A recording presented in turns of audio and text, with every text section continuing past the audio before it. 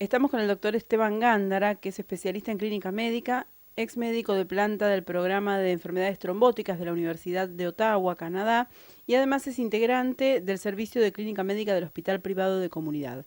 Doctor, ¿por qué el 13 de octubre se celebra el Día de la Trombosis? ¿Qué tal? Buenas tardes.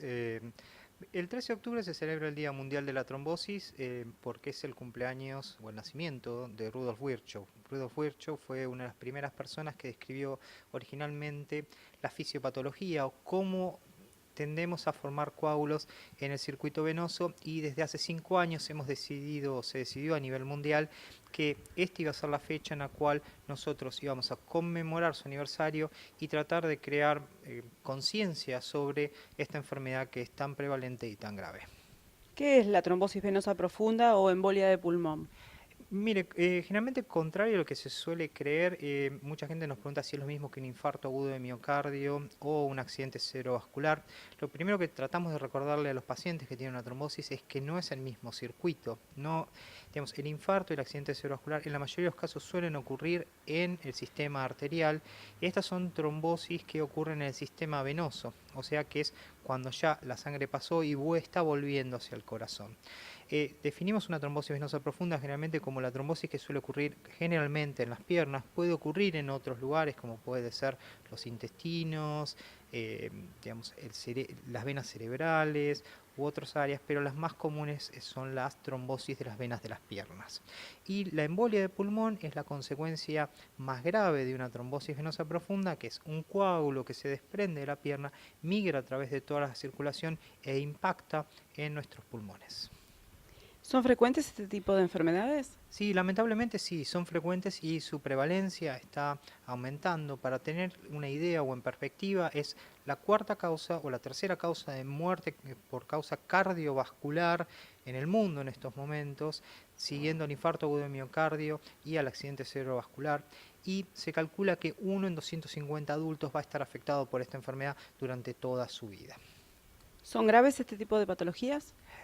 Sí, son patologías graves, tienen la ventaja de que el tratamiento efectivo y en tiempo mejora el pronóstico, pero por ejemplo una embolia de pulmón puede causar que el corazón se esfuerce o deje de latir y por ejemplo puede llevar a la muerte del paciente. Dependiendo de la severidad de la embolia, un paciente puede tener una mortalidad que puede estar cercana al 40%, eso es para ponerlo en perspectiva, casi uno de cada dos, o en general es del 10%, pero son enfermedades que pueden ser graves y deben ser tratadas y diagnosticadas en el momento correcto. ¿Existe alguna manera de prevenirlas? Sí, digamos, en las situaciones de alto riesgo, por ejemplo, yo creo que es importante recordar cuando uno va a tener una cirugía mayor o cuando está hospitalizado, charlar de los riesgos que uno puede tener de trombosis, especialmente si hay una historia familiar. Esto creo que es una situación importante. O si uno va a tener una cirugía de alto riesgo, por ejemplo, una cirugía de cadera, de rodilla, es primero, siempre tratar de movilizarse lo antes posible. Por ejemplo, en un viaje prolongado, uno viajó mucho tiempo, tratar de mantenerse activo, tuvo una cirugía, apenas su cirujano o su médico le dice es hora de moverse, empezar a movilizarse fuera de la cama. Es fundamental. El no caminar es un factor de riesgo para tener trombosis. El otro tema es si nuestro médico nos da profilaxis o nos da medicaciones para prevenir la trombosis, debemos seguirlas al pie de la letra. Si el médico nos dice tengo que tomar 35 días, tengo que cumplir mis 35 días de tromboprofilaxis. Si el médico me dice tengo que tomar 10 días, tengo que tomar 10 días de la medicación que me han dado. Y la otra situación fundamental es conocer los signos y síntomas. ¿Y por qué? Porque generalmente el paciente que tarda en consultar, lamentablemente, es el paciente que tiende a tener enfermedad más severa. O sea, siempre preguntarle a su médico, doctor, ¿cuáles son los signos y síntomas de una trombosis? ¿Por qué me tengo que preocupar y por qué tengo que volver? ¿Cuáles son los síntomas que se presentan? Los síntomas más comunes generalmente son para la trombosis venosa profunda, es como la presión que ejerce el coágulo en la vena y eso nos da eh, aumento de la temperatura, dolor generalmente en la pantorrilla, edema o hinchazón y enrojecimiento de una pierna comparada con la otra. La embolia de pulmón ya es la formación severa, generalmente se puede presentar con dolor de pecho, con falta de aire que puede ser aguda o bastante severa. Y en los casos más severos puede ser con presión muy baja, un paciente que se empieza a sincopar o tiene episodios que pierde el estado de conciencia o el shock. ¿Cuáles son las causas que la pueden producir? Las causas varían, generalmente están categorizadas en tres grupos. Unas pueden ser generalmente las que son procoagulantes, esto es nuestra historia familiar. Si nosotros tenemos una historia familiar de trombosis, generalmente compartimos mucha carga genética y eso significa que nosotros estamos más predispuestos a tener un coágulo. También después podemos tener ciertas condiciones, como por ejemplo si nos enfermamos de un cáncer. El cáncer es una situación que nos aumenta la posibilidad de desarrollar una trombosis. Otras son situaciones médicas. Si yo no me muevo, estoy inmovilizado por mucho tiempo, mucha gente ha escuchado del síndrome de la clase turista cuando viaja en avión, que es un factor de riesgo no muy importante para la trombosis. Más importante generalmente son las cirugías y no se le prestan tanto atención, pero son esas situaciones de inmovilización y de potencial daño que pueden tener.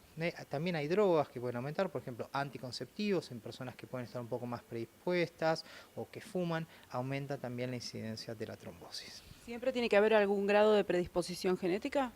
Esa es una excelente pregunta. No conocemos todo, lamentablemente, de la predisposición genética. Conocemos en este momento solamente un 10 o un 15% de la genética. Mucha gente puede tener una alteración genética que predisponga a la trombosis, pero eso de per se muchas veces no es condición suficiente para desarrollar la trombosis. A veces se necesita un insulto, que puede ser, por ejemplo, tuve una cirugía, me enfermé, estuve en cama varios días, no recibí profilaxis y desarrollo la trombosis. ¿Cómo se trata la trombosis?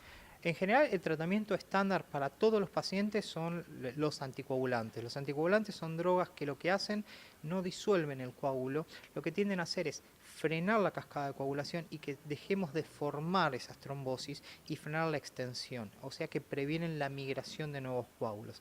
El cuerpo generalmente, ayudado por estas medicaciones, tiene su propia forma de disolver el coágulo.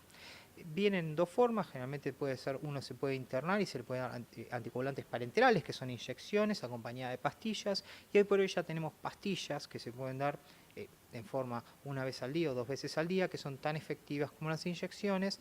En ciertos casos se usa solamente inyecciones y en casos muy severos podemos usar medicaciones que disuelven el coágulo en forma muy rápida, pero tratamos de evitar usarlas porque tienen alto riesgo de sangrado. Pero tenemos medicación, yo quiero decir una cosa importante, los tratamientos son muy efectivos.